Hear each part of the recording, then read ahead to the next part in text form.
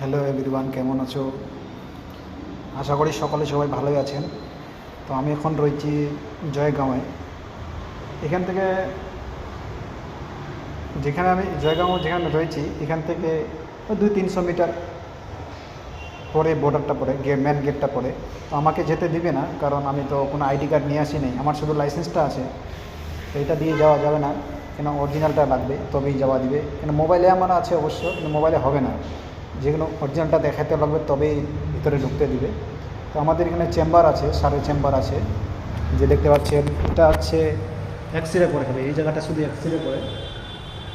এর ভিউজটা আমি বাইরের থেকেও দেখাতে পারবো, অসুবিধা নেই। যে বাইরের থেকে ভিউটা আমি বাইরের থেকেও দেখাতে পারি আপনাদেরকে আমি। তো আমরা দেখতে পাচ্ছেন, আমরা এদিক থেকে আসলাম, এই জায়গাটা যে আছে ওই দিক থেকে আমরা আসলাম, এটা হচ্ছে শিলিগুড়ি। আর আমি যেখানে এখন রয়েছি, আপনাদেরকে আমি সবাইকে আমি ভিউটা দেখাচ্ছি। যে আমি এখন এই গাড়িটা নিয়ে আসলাম, জিপ। এই গাড়িটার নাম তো জিপ, দেখতে পাচ্ছেন। আমি আছি এই জায়গাটার মধ্যে। এটা হচ্ছে এক্সরে করে খালি এখানে, আর সার বসে ওইদিকে, ওর পাশে বসে সার। তো এখানে সারের চেম্বার আছে, তার জন্য আমরা আসলাম। আমরা সকালে বের হয়েছিলাম 7টার দিকে, তো আমরা এখানে 11টার সময় পৌঁছাইলাম। তো এখন বাজে আমার আসার 45 মিনিট হয়ে গেল।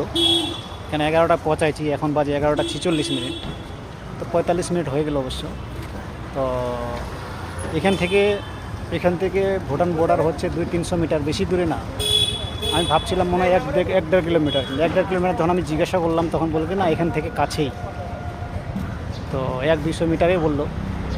তো এখানকার ভিউটা আমাকে ভালো লাগলো, এই জন্য ভাবলাম যে একটা ভিডিও করি, সবাইকে দেখাই। তো আমাকে এখানে খুব ভালো লাগলো, তার জন্য ভাবলাম যে আমি একটা ভিডিও বানাই, সবাইকে দেখাই, দর্শককে দেখাই। তার জন্য আমি এখানে ভাবলাম যে একটু ভিডিওটা বানাই, সকলকে দেখাই একটু। তো সকালে সবাই ভালো থাকবেন, সুস্থ থাকবেন। আমি এখান থেকে বের হবো 2টার দিকে বের হবো। 3 ঘন্টা চেম্বার আছে, 3 ঘন্টা পর সার বের হবে, তারপরে সারকে নিয়ে যাবো, আবার শিলিগুড়ি যাবো আবার তারপর। তো সকালে সবাই ভালো থাকবেন, সুস্থ থাকবেন। ভিডিওটা এখানে শেষ করলাম। নমস্কার, ভালো থাকবেন সবাই, সুস্থ থাকবেন।